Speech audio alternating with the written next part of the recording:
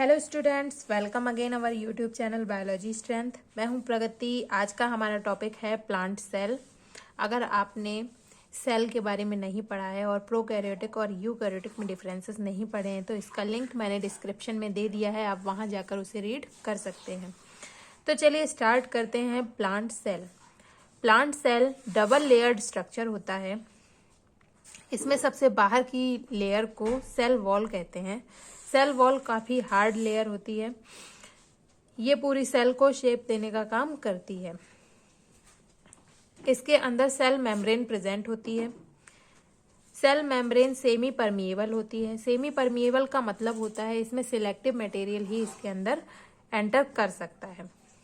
Cell wall और cell membrane के बीच में यहाँ पर कट जैसे आपको दिख रहे हैं, इसको बोलते हैं प्लाज्मोडेज्मा। प्लाज्मोडेज्मा ये जो स्पेस है, यहाँ से ही सिलेक्टिव मटेरियल सेल के अंदर एंटर करता है। सेल के अंदर एक प्लाज्मा लाइक मटेरियल होता है जिसको बोलते हैं साइटोप्लाज्म। इसके साथ ही सेल के सेंटर में एक बॉल लाइक स्ट्रक्चर होता है जिसे न्यूक्लियस कहते हैं। ये जो बॉल लाइक स्ट्रक्चर है, इसकी ये जो बाहर की जो लेयर है, इसको बोलते हैं न्यूक्लियर मेम्ब्रेन। न्यूक्लियर मेम्ब्रेन में ही छोटे छोटे से छिद्र नुमा संरचना होती है, छेद जैसे होते हैं, जिसको बोलते हैं न्यूक्लियर पोर। इसे न्यूक्लियर पोर कहते हैं। न्यूक्लियर मेम्ब्रेन के अंदर एक लिक्विड मटेरियल होता है जिसे न्यूक्लियोप्लाज्म कहते हैं। इसके अंदर एक लिक्विड मटेरियल होता है जिसे न्यूक्लियोप्लाज्म बोलते हैं। न्यूक्लियोप्लाज्म में ही थ्रेड लाइक स्ट्रक्चर होते हैं जो इसमें तैरते रहते हैं। इसको बोलते हैं यूक्रोमेटिन और हेट्रोक्रोमेटिन कहते हैं।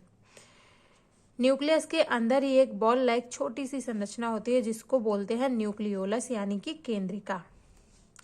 न्यूक्लियस से ही सटा हुआ इंडोप्लाज्मिक रेटिकुलम पाया जाता है। इंडोप्लाज्मिक रेटिकुलम में छोटे छोटे से ये डॉट लाइक स्ट्रक्चर दिख रहे हैं जिसे राइबोसोम कहते हैं। जिन इंडोप्लाज्मिक रेटिकुलम में राइबोसोम प्रेजेंट होते हैं उसे बोलते हैं रफ इंडोप्लाज्मिक रेटिकुलम। जिन इंडोप्लाज्मिक रेटिकुलम में राइबोसोम नहीं पाए जाते हैं यानी कि एब्सेंट होते हैं, उसे बोलते हैं smooth endoplasmic reticulum. Endoplasmic reticulum के पास ही गोल्जी कॉम्प्लेक्स प्रेजेंट होते हैं। गोल्जी कॉम्प्लेक्स का काम होता है सेल के अंदर स्रावित जो पदार्थ होता है उसका परिवहन करना, यानी कि ट्रांसफर करना।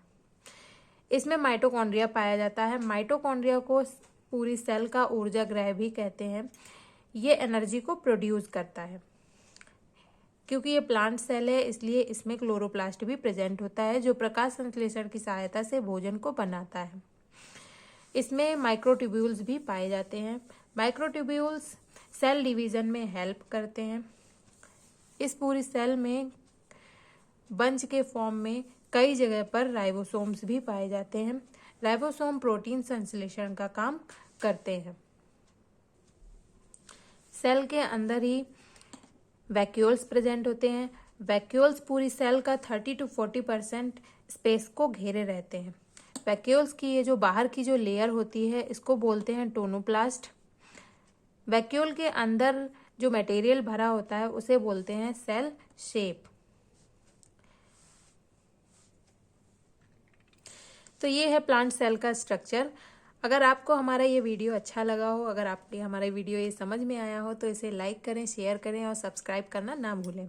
साथ ही बेल आइकन को प्रेस कर दें ताकि हमारा आने वाले वीडियो आपको सबसे पहले मिल सके। So thank you, bye bye.